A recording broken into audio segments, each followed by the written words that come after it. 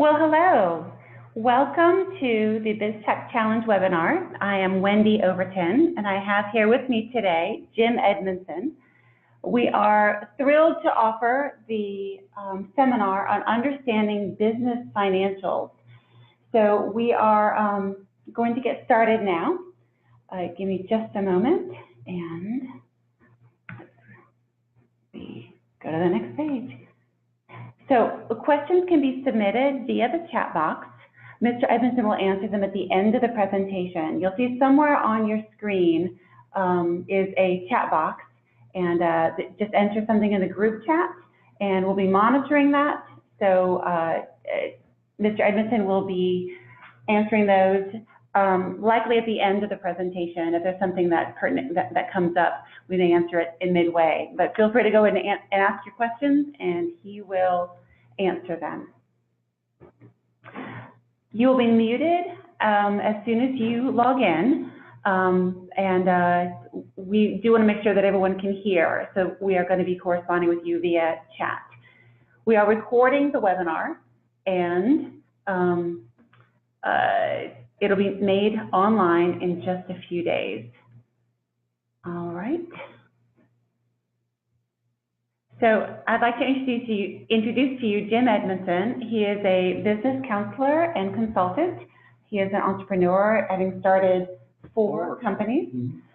He's also a certified business counselor with SCORE, so he looks at a lot of business plans and a lot of company financials. And so he'll be sharing with you some of his knowledge and expertise based on his own experience of being an entrepreneur and in the consulting and counseling that he does working with startup companies.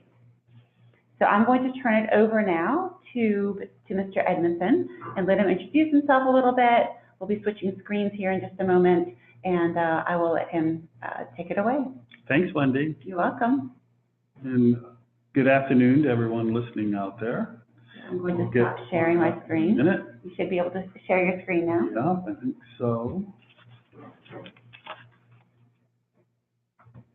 All right, here we go. You should see it.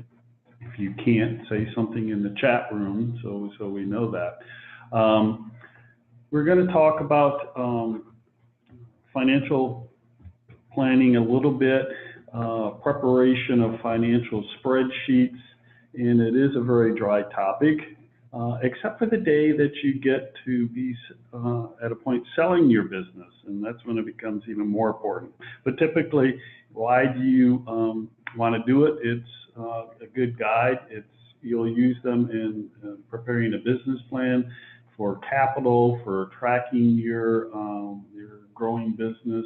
You'll need it to do your sales tax at the end of each year, and you can also use it to decide what kind of needs that you have in terms of how the business is responding, both in terms of revenue sources and expense categories. So today, this is a list of the things that we'll go over.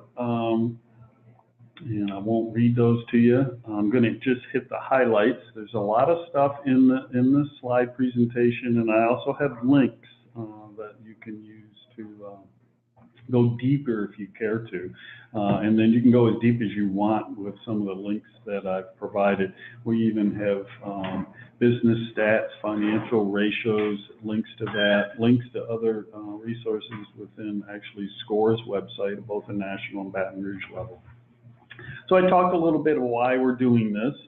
It's a modeling tool. It's a benchmark for tracking progress. It's your blueprint. It's really something you don't do, particularly if you prepare a business plan and have your financial documents within that it just doesn't go on the shelf then. You really want to monitor it closely, at least keep tabs on it weekly, actually revise the numbers monthly and quarterly, and again, you'll do it annually for your preparation of your tax return, your business tax return, or for the numbers that go on Schedule C. So common concerns, they just look complicated. They're just a series of Excel spreadsheets. So if you have any skill at Excel, you're going to do quite well in doing it. If you don't feel comfortable with Excel. One of the best explanations I've ever heard about Excel and learning it is most people overthink it. It's really simple software, and take some time to get into it if you need to, or take a little class at the library. But that's all they are. It's a combination of columns and rows of numbers with some common mathematical formulas in there that sum stuff up and prepare ratios for you. There's templates, and you can get them online, including at the SCORE website with the link I have later on in the presentation. And best way to not be intimidated is just jump in. All right, so generally speaking, the financial projection template, the whole body of your financial spreadsheets have 6 worksheets in all. And for entrepreneurs, there's startup funds. If you are buying an existing business, you would then have still a startup spreadsheet, but it might not be as complicated or detailed since there's already information known about the operation of the business. But as an entrepreneur, startup funds, not only where are they coming from, but how are you allocating those? Why do you need them? So when you go out begging for money, you want to have that sheet prepared that shows in very good detail the sources of revenue and then the uses of that revenue. Why you need it, basically. Obviously, there's a spreadsheet on estimating your salaries and wages, fixed operating expenses, projected sales forecasts. There's 2 in there. One is typically for every month for 12 or 24 months, and then the other one is for annual calculations, usually 3 years. And then a sheet for dispersed cash receipts and disbursements. So this is what they look like. This is just a hypothetical case I have in here. It's actually about a landscape nursery kind of startup.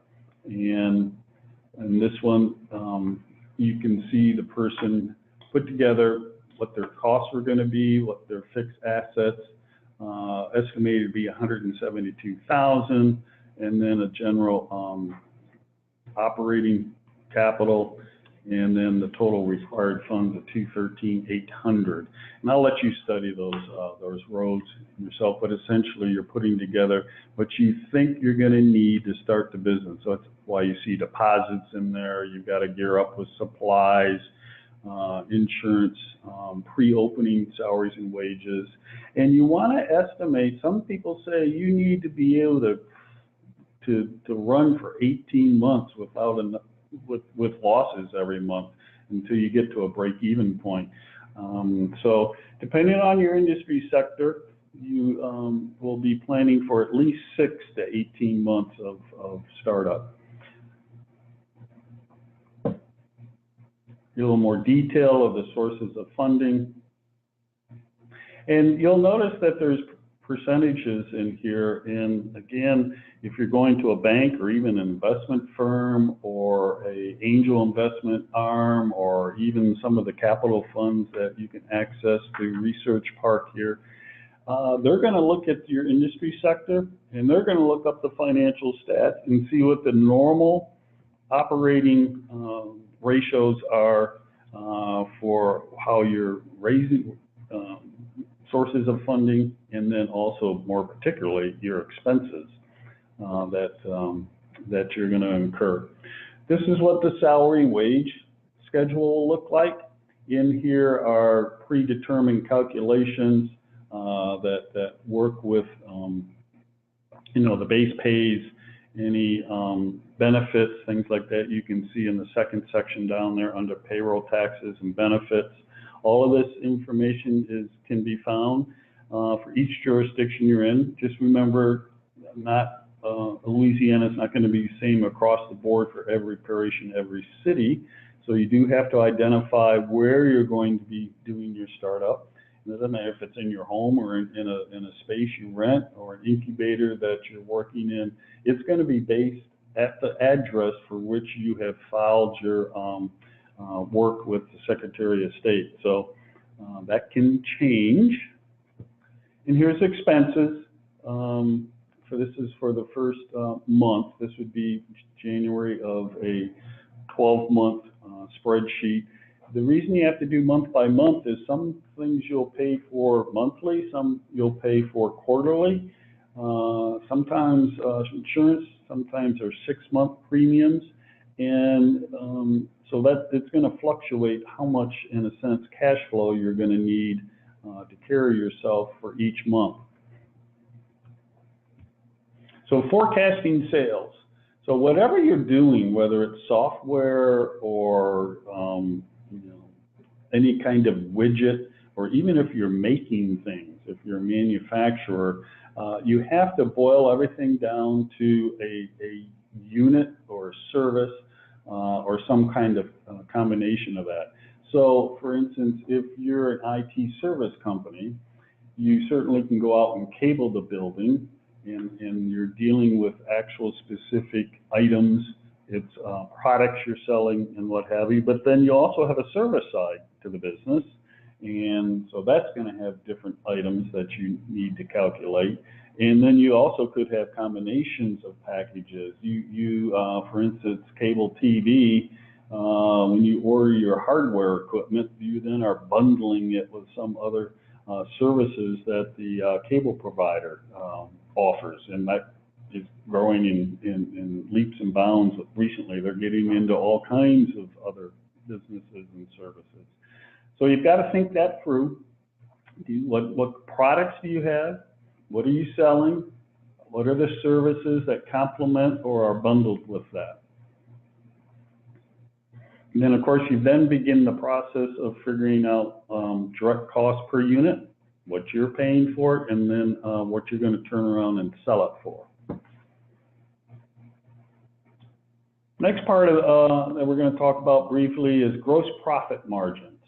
You're going to hear a lot of people ask, what's your margin? What's your profit margin? And there's gross and there's net. The first one is gross. When you look at a profit and loss or even a cash flow statement, the top half is going to have your revenues from all sources, products, services, multiple products, multiple services. It's going to have a line for cost of goods sold that's subtracted from your sales or revenues that you have, and that becomes your gross profit margins. It's important because it requires you to cost out what you're selling. Helps you determine adequacy of the price for what you're selling. Essentially, what you're doing is, in a sense, proving the thought that you have about starting a business. There's a lot of great ideas out there for everything from service to products, but it doesn't mean that anyone can make money doing it. So this is the process that you begin with to determine, is this a good thing? Is it a good go? Because once you know your gross profit margin, whatever's left, so if you sell $1,000 in 1 month and the cost of goods sold was $800, you only have $200 left to pay yourself, which should be last if you're an entrepreneur, and you probably won't get paid for 12 or 18 months. You've got to pay your rent or utilities or your internet costs or what have you. So it's very important to get your sales at a comfortable level to support the business operation itself. You're also then going to realize I can either provide that product or service at the same relative price that my competitors are, or I can't get it to a point where I can be at a price point that is competitive, which means the business is likely not going to be successful. So here's a little more detail on projecting your sales forecast. So you've got, in this case, remember it's a landscape place, so very simply, they have in their plant mix, they have dirt, bags sold, total sales, then the cost of goods sold, and then the margin. So in this case, January, 125 bags, or 125 bags, 6 sold. Total sales from other sources was or 11,000 rather, I'm sorry. And cost of goods sold in this case, 60.50. That leaves this entrepreneur $49.50 to pay for the actual operation of the cost of the operation. So we haven't seen her expenses yet, so we'll see those in a sense. Then you've got to figure out, what are you going to do about accounts receivable? We all experience times when we can't pay our bills necessarily in the timely fashion we want to. If you've ever been in business, you can live or die from this, and whether or not you're getting paid right away, within 30 days, 30, 60, so on and so forth. So you've got to spend some time doing that. If you are, for example, here's my worst case scenario, having dealt with a lot of automobile suppliers, Ford and General Motor and Chrysler, I know those more particular than others, you may wait as much as a year to get paid from one of them if you're a supplier of anything from engine parts to door handles or what have you. Now, you're dealing with multi-million contracts all the time. They typically will give you something down to get started, but if you finish the order on December 31st, 2018, you might not get paid until January of 2020. So you've got to understand your customers, the nature. Obviously, that's very different than if you're just running a retail business. And I've never seen a business where somebody wasn't a late payer in terms of your customers or clients. And then you have your accounts payable. How frequently are you going to be able to pay everyone on time? Again, that goes back to your monthly cash flow that we started talk about earlier, and whether or not you are going to have the ability to pay on time all the time. And that's going to factor into what your unit prices are, your price points for products and services. So it's a process, it's sort of a secular planning thing. You start with some numbers, you do your research, you run the numbers, they don't look right, you go back and change them, and you may have to, no, you can't afford that $2,500 office or retail store. You're going to have to look for something different. But if it's retail, you certainly don't want to be somewhere that's not favorable for your customers' convenience, and you want to be in a street. If you need to be in a street with lots of traffic, it's going to control what your overall profitability is and your ability to operate at a profit. So here are the four basics then within this whole framework. Income statement, that's your gross profit margin and overhead expense management. So it's also called a profit and loss. So again, as we started off, you're going to have your revenues at the top, cost of goods sold, and then your gross profit. Underneath that's going to be expenses, line item, but the rent, deposits, everything else that purchase of services you need, such as internet service, things like that. And you're going to have fixed and costs that are carry on all throughout at a fixed cost, and then you're going to have variable costs too. But you'll find that as you get deeper into the research on financial statements. The cash flow statements, that's your funds management. That's the one I referred to, that you have every month for the first 12 to 24 months, and then you have annual ones over that. Essentially, it's going to tell you how much money you need to start out. So if you're honest with the numbers and you do the calculations properly, at the end of each month, there's your net profit. So we took the gross profit, subtract our expenses, that gives us net profit, and it's going to be a plus or a minus. And a startup is typically a minus. And there's going to be a series of them. So remember, there's columns of months. So each January, February, March, there's going to be a net profit number, and it's going to grow because the cash flow statement carries over the loss or gain from the previous month. And you're going to end up with a negative number at some point before they start leveling off in maybe in the second year you make some profits in a row and you break out and you become on a monthly basis a profitable business. Well, that biggest negative number that's in your cash flow statement is an estimate of the money you're going to need to get started. That's the capital you need. That's what you're going to need to cover wages, to cover purchasing materials or product or what have you. So that's a very important thing. It's easy to do a quick calculation of that too, to determine what your capital needs are going to be. But the big thing is you're calculating your price points correctly and estimating your sales correctly. The balance sheet has accounts receivables, it has your inventory, any assets you have if you bought machinery and equipment or a building or what have you. And it's gonna manage just the overall liquidity of the company, the retained earnings that hopefully will build over time. Typically, a startup will have accumulating negative retained earnings. But those are the couple of things that if you go for financing somewhere, that they're going to want to, in the case of a startup, they're going to want to see your projected balance sheet. And then a break-even analysis. That determines, using those company ratios that I talked about, you can figure out when will I break even, how many months out or how many years out. And you'll get a much better feel then of, can I really do this? Do I have the right product or service? Can I compete?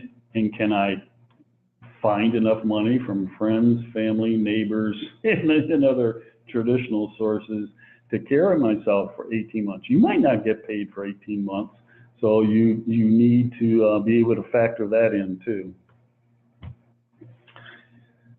So the income statement, a little bit more on that is, how long do you reach the profitability? Do I make a profit or loss, as I referred to? This is, go time. Do I flip the switch and we go headlong into this new business venture or idea or not? And don't just run one scenario and give up, or one scenario and go, ha, we got it, because you better do 2 or 3 or 4 different scenarios, the good, the bad, and the ugly, to see if it really is the test of time. All right, so here's income and expense statement, or P&L, profit and loss. So you can see the revenues, in this case, different products and plant mixes. So in January, 10,000 total revenue, and cost of goods sold are itemized underneath that. In this case, the cost was $5,500 to get the plant mix. She's not making the plant mix, she's buying it from someone else wholesale. And then her total cost of goods sold in January was $5,500. That means her gross margin was $4,500. There's more to the sheet below of other expenses and stuff, but you can already see, well, she's got a payroll of $7,800. It's a landscape company, so it's not like you can't have anyone working, even though there's not many sales going. So you also have to figure out what your minimum staffing is going to be, and then ramp that up as need be. But you can see she does it month by month, and in this case, it's a launch, so she doesn't have all of her product lines in place yet.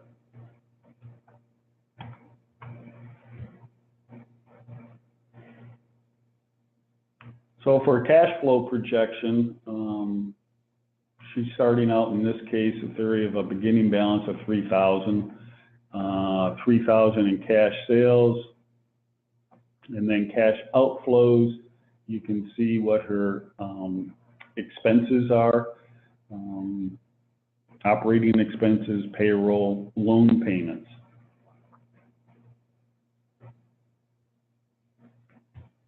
And I apologize, I broke this up, but to get it on a screenshot where you could see it, sort of has to be broken up. But visualize this all being a long vertical spreadsheet in a worksheet within Excel.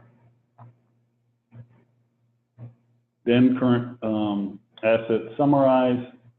You can see what she has there, including her inventory. Prepaid expenses would be something like insurance or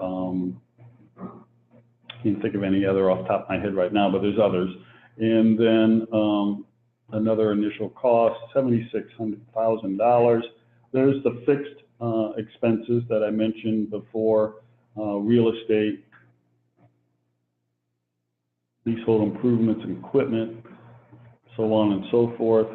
So total fixed assets of $172,000. Depreciation, you'll learn about that later. It's a whole nother thing in itself. So total assets of $239,609 on the balance sheet. Break-even analysis. So gross profit margin equals total expenses or sales volume equals 0. The break-even sales equals fixed costs divided by the gross profit margin. The spread between break-even and sales forecast is very important. The wider, the better. So here we just give a quick example of those numbers. What it's telling you at the bottom is the monthly break-even amount. So it's not going to come up with, okay, December of 2023. It's going to tell you what your monthly, or you can calculate it line above that yearly.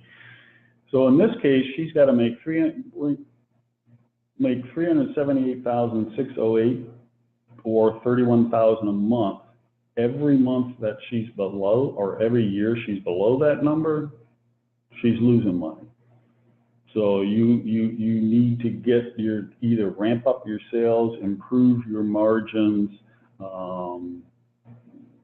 add product or service lines, keep your costs lean and mean, and work towards hitting what your break-even requirement is, either annually or monthly. And then benchmarking and financial ratios. These are the ones, and there's the, I got the link there for you. And they're by industry. And so you would look up, if you're in retail, it's retail. If you're doing software, there's a category for that. IT services, is another category. Manufacturing. Within manufacturing, there's probably 100 of them, depending on what kind of man, because auto is different than aerospace, which is different from furniture. So you can look those up. Most accountants and all CPAs can help you with this. Even going to a score advisor or any other financial interest can help you understand these ratios. But as I mentioned, if you're going to raise capital from someone other than your neighbors, friends, and family. However, I have seen cases where family members have gone, let me see your spreadsheets, and they have questioned how you matched up with the ratio. If you're only asking for, maybe $1,000, they might not. But if you're asking for anything substantial, they want to see if you're falling in the industry norm. Definitely all traditional and formal sources of capital through loans and other options are going to look at this. So you've got to make sure your numbers fall within a pretty close spread of these, or explain why they don't. So in review, the importance of financial planning is it's really the lifeblood of your startup or your process of buying a business.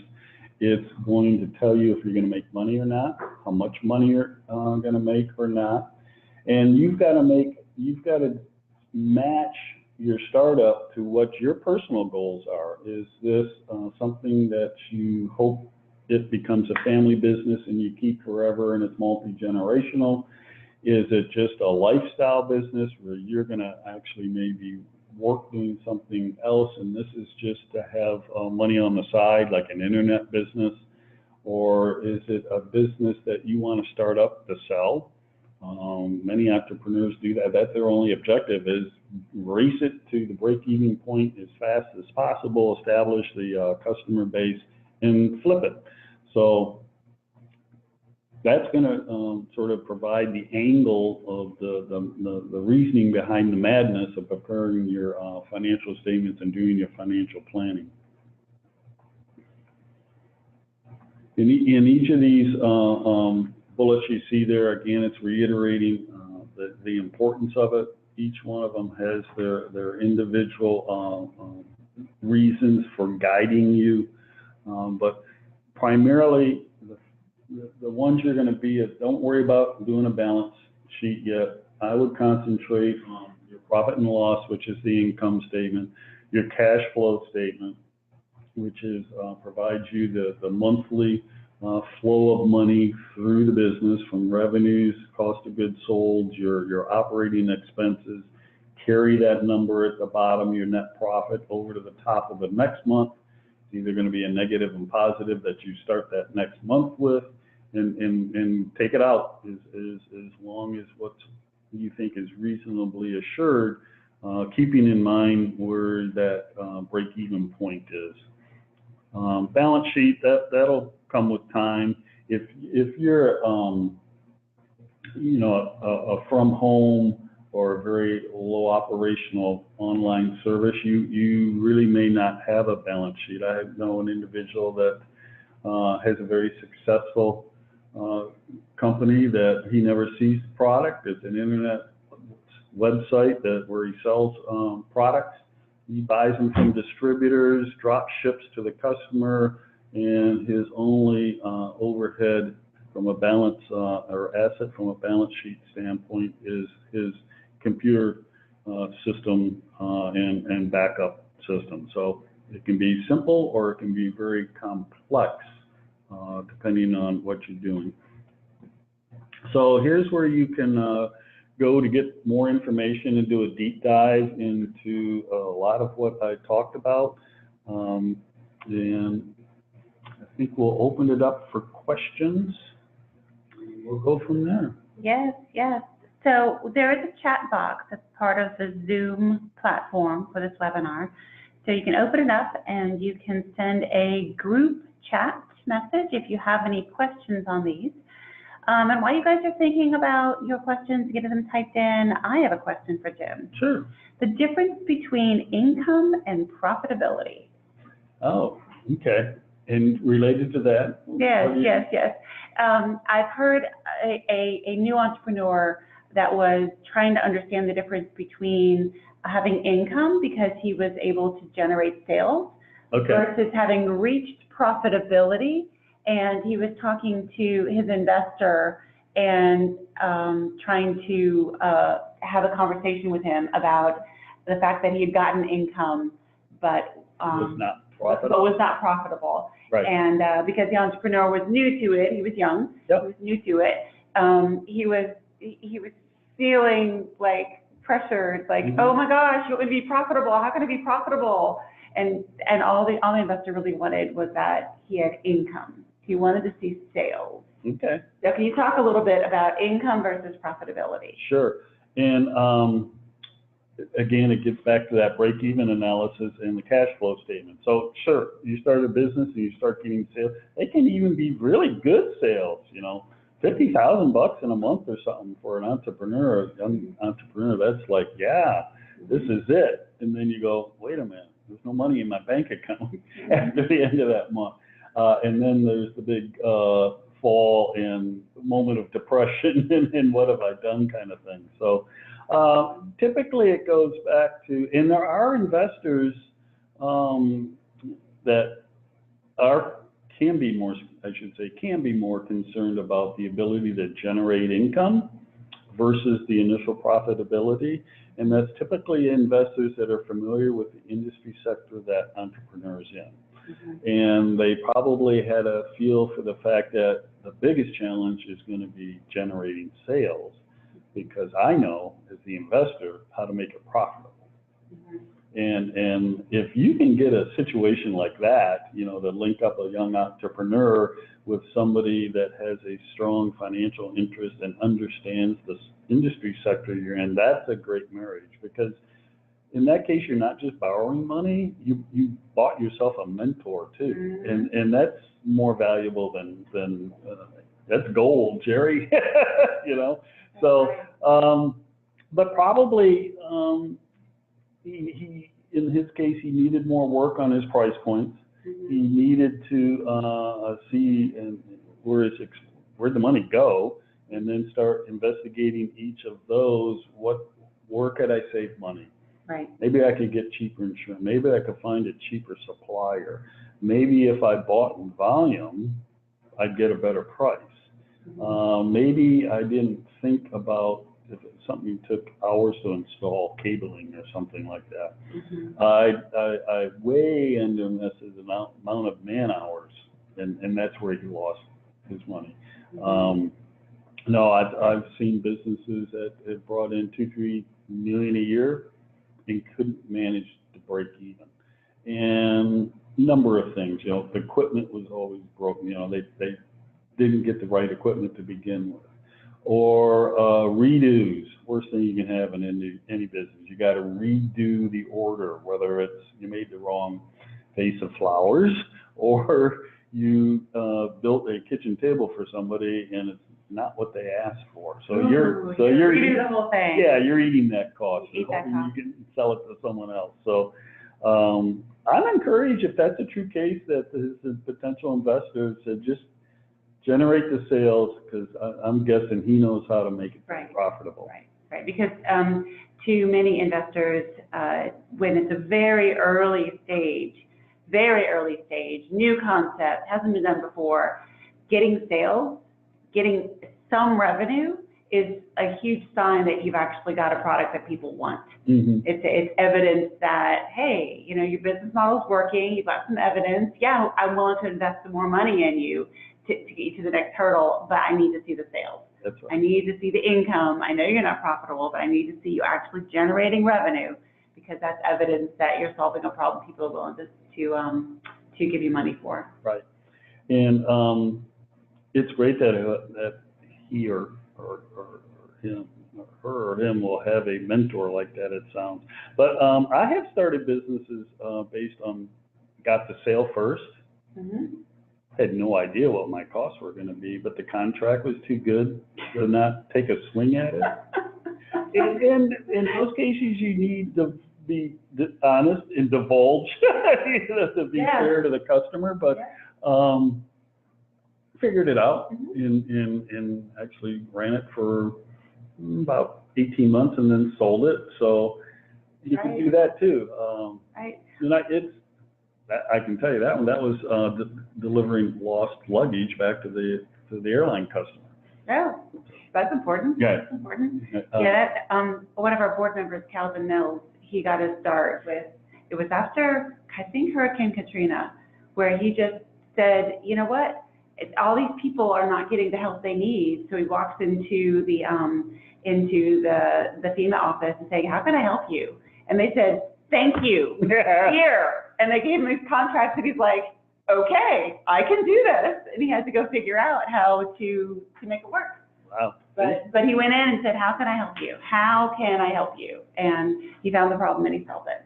That's sort of what. He's got a great story. Calvin Mills, he's got a book that he wrote on Amazon. Oh, great. Yeah. Okay. Yeah. That's sort of what I did with the airlines. I had actually had my bag delivered back to me, and they call it mishandled, not lost, of course. Of course.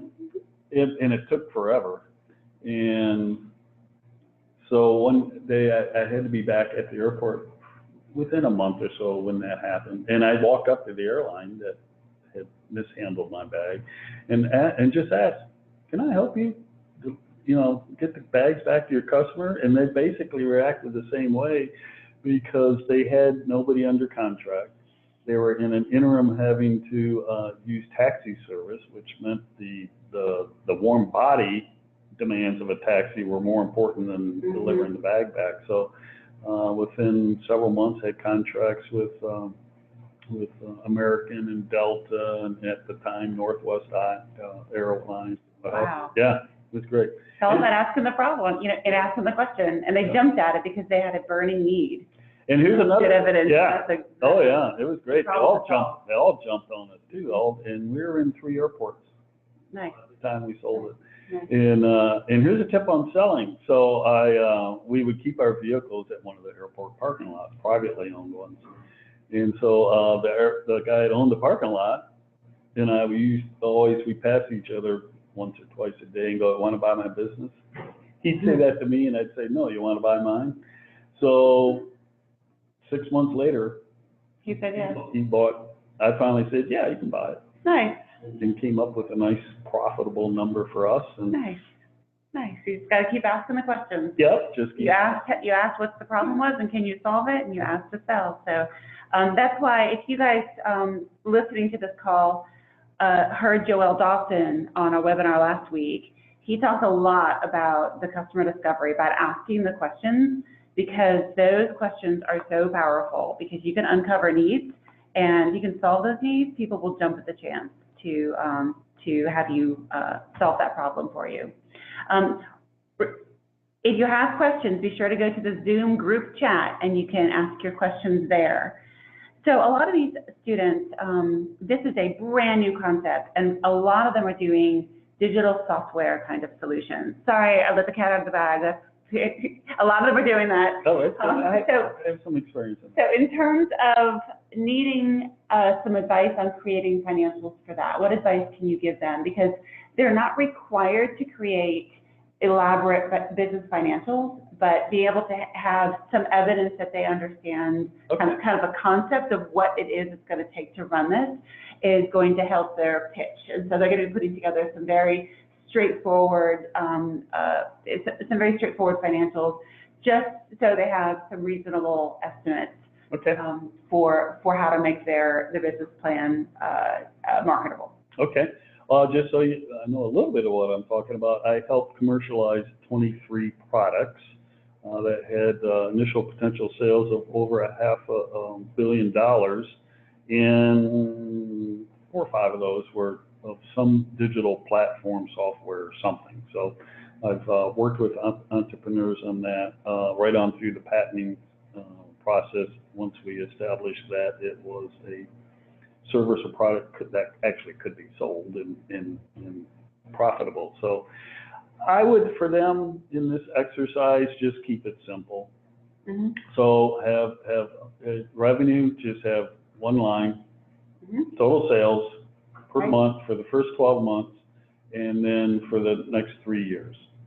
And whether it's software or a digital service that you're putting together of some kind, then you are going to have expenses. You probably won't have any cost of goods sold unless you're paying a programmer or something. If you're doing it yourself versus outsourcing. If you outsource it, that in a sense is your cost of goods sold in that industry sector is the expense to build the software.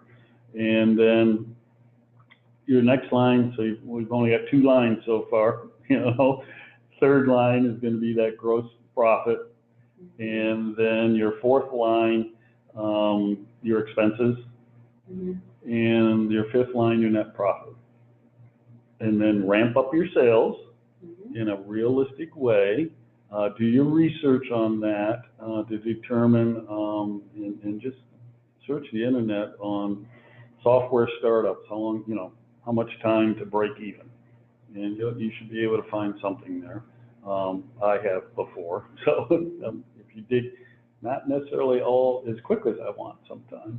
And then, so you're going to have your cash flow statement. So those 4 lines, you're going to have your net profit's going to be a negative.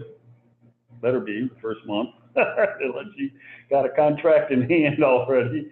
And then carry that through month by month. That becomes your cash flow statement. So your P&L and your cash flow statement can be the exact same thing. The only difference from a P&L is the cash flow statement opens the month with last month's balance. So that's your beginning balance and then your ending balance. So your beginning balance is added to the next month's revenue and so forth, and it just cycles through. The biggest challenge I had with software companies is they don't necessarily pan out. And the ones I've helped get 4 commercialized and probably 30 that just you're wasting your time for two reasons. One, it hasn't really solved the problem. That's why we want them to go talk to customers. And it isn't, if it, Potential customers. yeah, and if let's say it did solve the problem, it can't be done where somebody will buy it because your software is too complicated. Mm-hmm. You're actually creating more work for me now. Right, that's the MVP, the minimum viable product that Joel talked about. If you heard that on the webinar last week. And you've got to show it to as many people as you can. Mm-hmm. And and I did this when I was working in West Michigan for a regional technology group, and I was the one that the non-industry guy sitting in the room going, I'm not going to use it. They'd all turn and look at me down the table, and you know, I was the oddball. And what do you mean? This is great software. I said, I'm not going to use it. You know, and so you've got to find. You really do need to look for people who are going to say that. Now, on some of them, it sort of trickled off and never came of anything. In other cases, they called me back, wanted more. Well, why wouldn't you? What could I change to make you use it? Good for them. That was the right thing to do. And then we get through that, and then I'd say, well, what are you going to charge me? Mm-hmm. And then, well, as we all know, some software you get free for the service that you're going to get after it. Some you buy the software and Correct. go from there. So most of them will go wrong on the actual viability of the product and the pegging the revenue streams correctly. Those are the two areas. Figuring out what people would pay for. Yeah, what's the price point? What is your product? Mm-hmm. How are you going to get revenue? Mm-hmm. Now, if it's a software platform that you're, a social media one, well, now you got to sell ads. That's, do you know how to do sales? And you've got to pay somebody pretty good, typically, if you want good sales. To sell those ads, right? Yep, that's right. Right. I remember way back when, like the Daily Report was just beginning. Oh, right, yeah. The Daily Report is a daily news digest of news articles here in Baton Rouge, and it comes out every single day, and it's this little blog post every single day. But back when they first started, I don't think they had any advertisements on it. I don't remember either. And so the business report that ran it, they had to build an audience before they could say, hey, we have eyeballs on this every day. And how many eyeballs? And how many eyeballs. Yep. And because they had to have evidence of, if you, person who I'm trying to sell advertising to, would advertise on my platform, I can guarantee this many eyeballs will see your advertisement. But they weren't able to do that for a long time. They had to build an audience first. Several years, if I remember right. Mm-hmm. And click-throughs. Yep. You got to have click-throughs too. Yep. So that's all runway for how long it takes you to get your business off the ground. So let's see. Ask your questions in the group chat box. I'm seeing a lot of shy people right now, so I do want to make sure that we get all of your questions answered. I'm going to put some more links in there while we're talking. Oh, good. Good.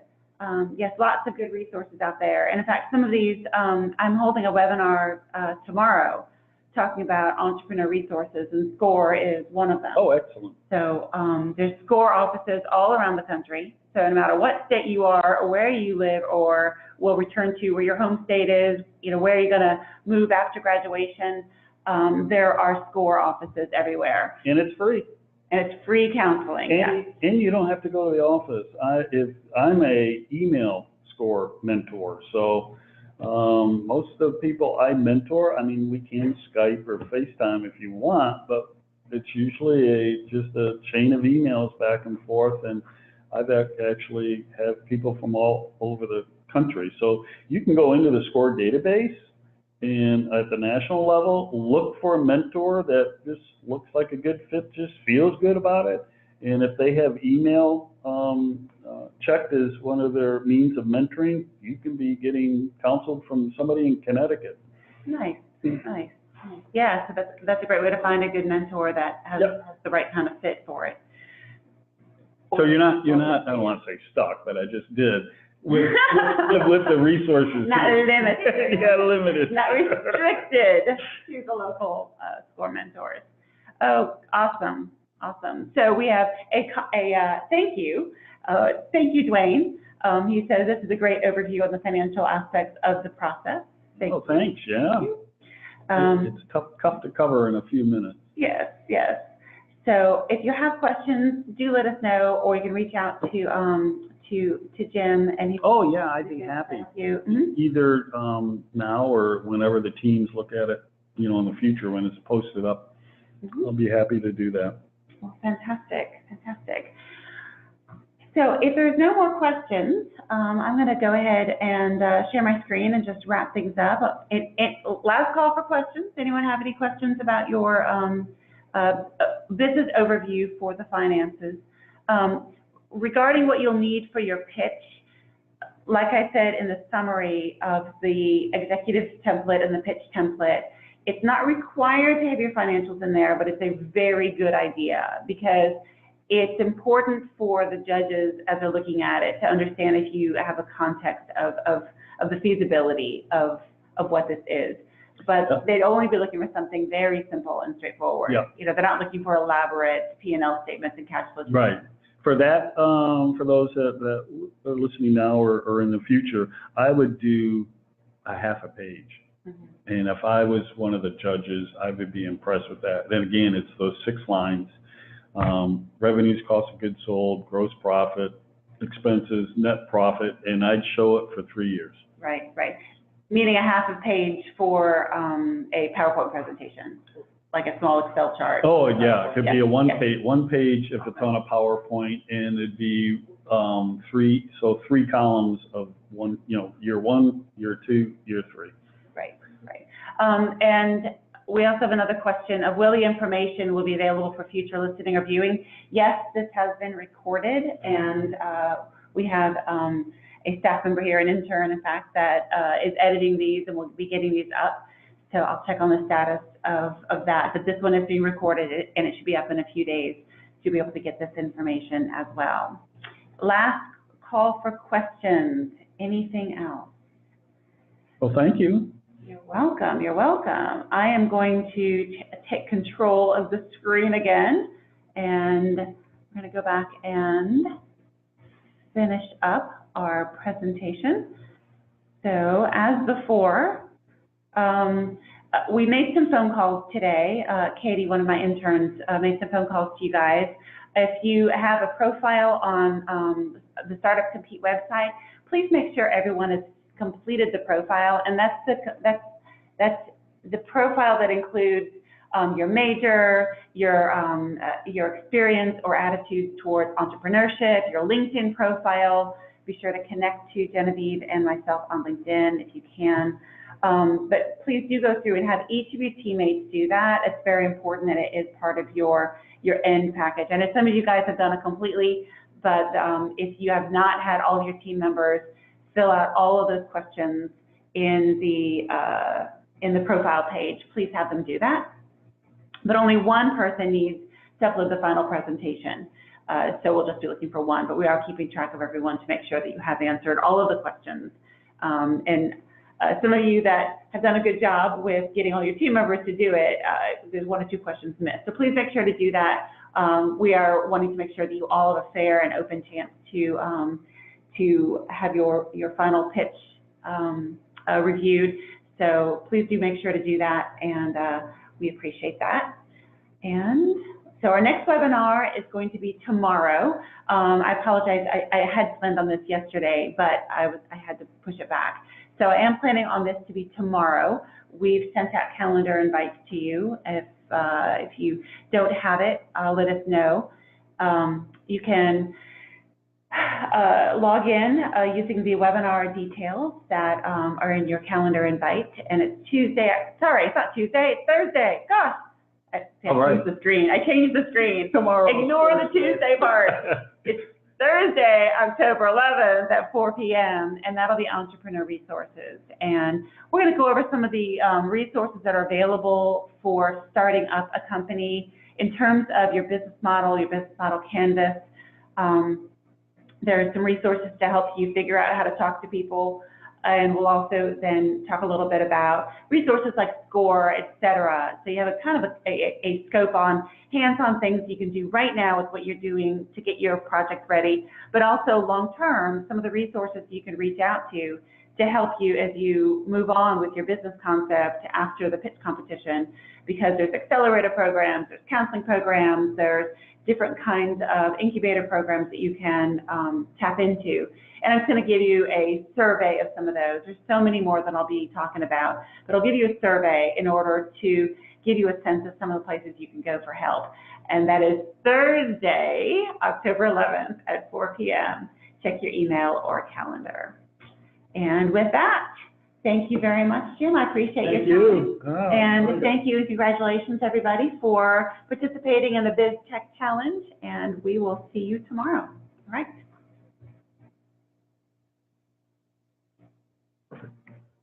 All right, you got just a few minutes here.